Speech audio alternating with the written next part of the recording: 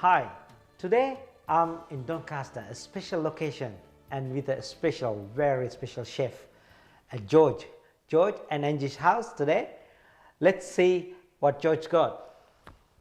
Yeah. George, thank you for letting us into your kitchen, and I think your expertise is Hungarian, and I'd like to see something special from you. So what are we going to cook today? Well, today I think I'm going to cook Hungarian Goulash, and that's a traditional Hungarian dish, and I cooked it many times. And I'm sure, George. Let's go and see what ingredients you got. So the main ingredients for the Hungarian Goulash is gravy beef, diced red capsicums, diced green capsicums, some caraway seed, chopped garlic, diced onions, diced tomato, some crushed tomato, and some chopped chili, and most importantly, a good quality Hungarian paprika, which you can purchase from a specialty Hungarian store. Also a bit of oil for cooking. Let's start cooking. All right. So first I'm going to use a bit of oil, and traditionally actually they used pork fat, but nowadays everybody's using oil. So it's a rich food, so it's a good amount of oil. Then what I do, I put the caraway seed in the hot oil, and the reason for it, because the caraway seed will open up and it releases its flavor. And just a quick thing, and it's now really hot, so you can see it's sizzling away. I put my diced onions, generous amount of onions, it's about 20%. To get a good flavor, you need to saute the onions, and you have to saute it until it turns golden color. So when you add the cold onions to the pot, you find that the temperature drops, so slightly increase the temperature until it recovers and starts frying, and just until it gets, and I'll keep cooking it until it turns nice golden color. I'm going to add my chopped garlic, also a generous amount of chopped garlic, and just mix it with a couple of minutes with the onions, with the garlic. Smells good. Can you? Oh, it's beautiful.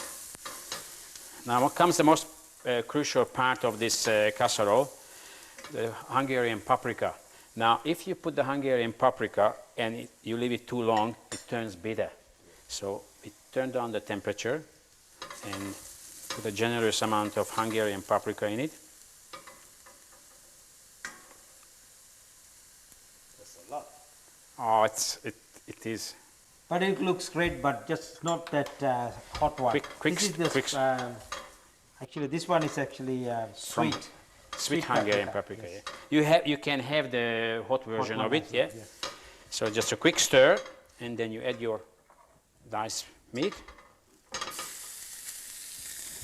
and quick stir again. Now you will find that the beef is going to release its juices, and it's going to get a bit wetter. George, while you're doing that, it's Hungarian paprika. What is all about this Hungarian paprika? Well, can you tell us what it's all about? Well, Hungarian paprika didn't come on the scene until the 1600s. Right. And it's actually brought from the paprikas, you know, originated from America. And it's really spread by the Turkish in Hungary. And before that, we did not use Hungarian paprika. But in certain region of Hungary, this paprika actually grows extremely well. This one is from the Szeged region, and the other famous part, paprika growing region, is Kalocsa. I heard about Kalocsa. So I'm just going to add a bit of generous amount of pepper, a bit of salt.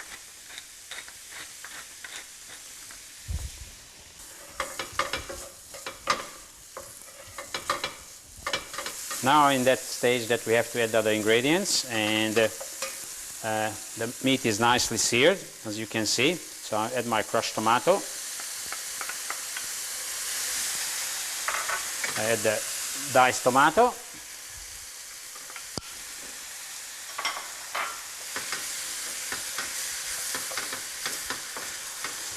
I give it a good stir, and just a pinch of the chili.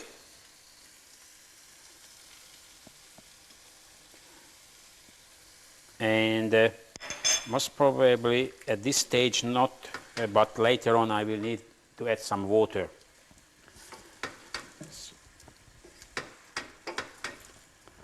You can see it's just nicely, it's saucy, and the color is good. So I'm going to reduce the temperature. I'm going to put the lid on it and just simmer it for about an hour until it's nice and tender. And as you can see, I added a touch of water. So now it's going to have just enough sauce. And at this stage, I think I'm going to add the capsicums, red and green capsicums. And the meat is nearly cooked. So maybe another 15-20 minutes and the Hungarian goulash is finished.